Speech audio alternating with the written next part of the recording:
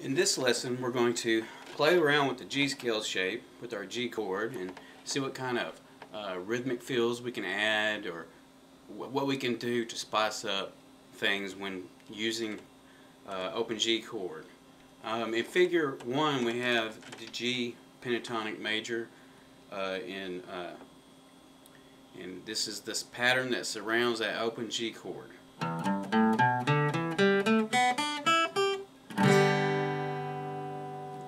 And you know what we like about this pattern is its ease of use, and we can use this pattern to create fills or to add more intricate rhythms.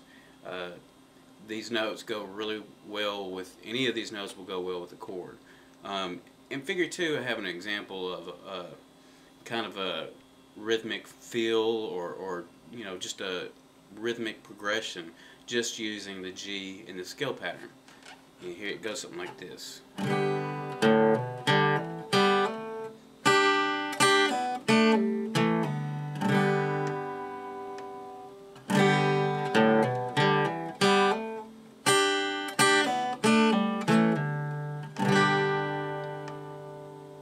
I think that really shows you a lot of the different things you can add, you know.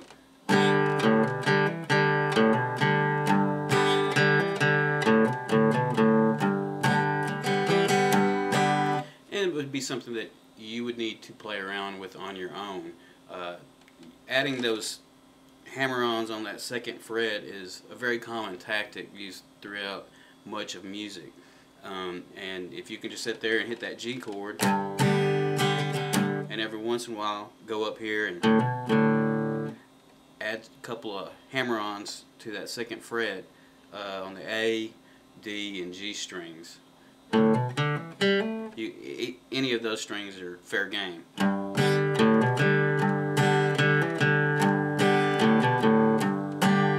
And it just makes a more overall more compelling rhythm part. In figure 3 is just a simple fill that you could use.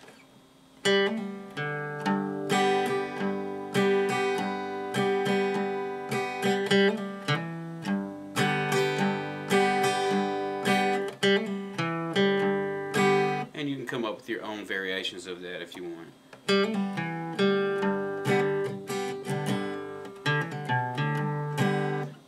You can switch strings, or you can, you know, change up the order of the notes. But you know, again, we're going back to those hammer-ons on that second fret of the A, D, and G strings.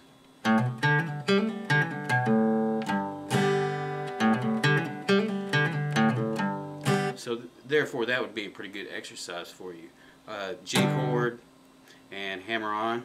You can use your first or second finger, whichever is more comfortable. You know, usually we want to use, since it's the second fret, our second finger, but it doesn't have to be the case all the time.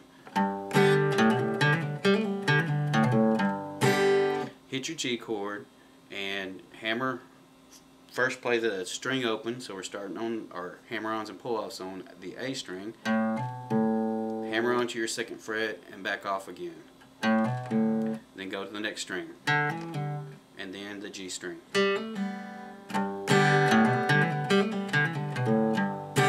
And just go up and down. You know, it's not rocket science, it's just something that you have to play around with to get used to it. And this is no exception. You know, these notes are very fun to add, and you know, easy to remember. You know, the shape is very simple to remember. I mean, and if you keep in mind the shape of that open G chord, that will help you remember the pattern of the scale pattern. Alright, in figure 4 we have kind of almost a finger picking part. You could play just adding notes from this scale pattern to your G chord to create a more moving pattern.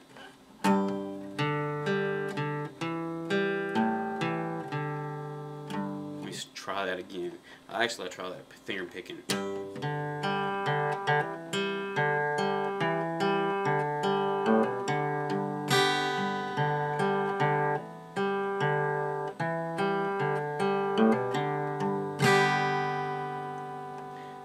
You know, just with this simple scale pattern, you can do all kinds of neat little things. And we will learn the major scale, but remember, we're only adding 2 notes when we do that. These 5 notes will serve you in 90% of what you'll want to do, especially when it comes to fills and just adding a little bit of variation to the chord you're playing.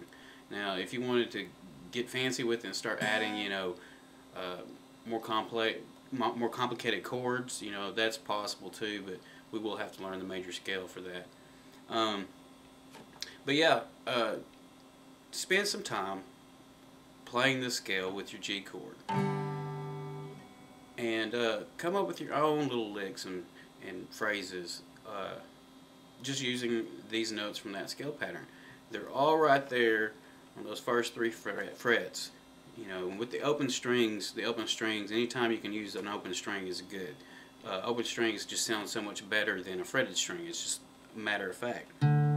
And they ring, they sustain a lot better. So when that's why this G pattern is so common, and you'll see it so much because of the open strings and its ease of use. So give it a try, take some time, make sure you know that pattern, make sure you know the G chord, the entire scale shape around it, and play around with it. Come up with your own licks, and I think you'll find that it's easy to work with.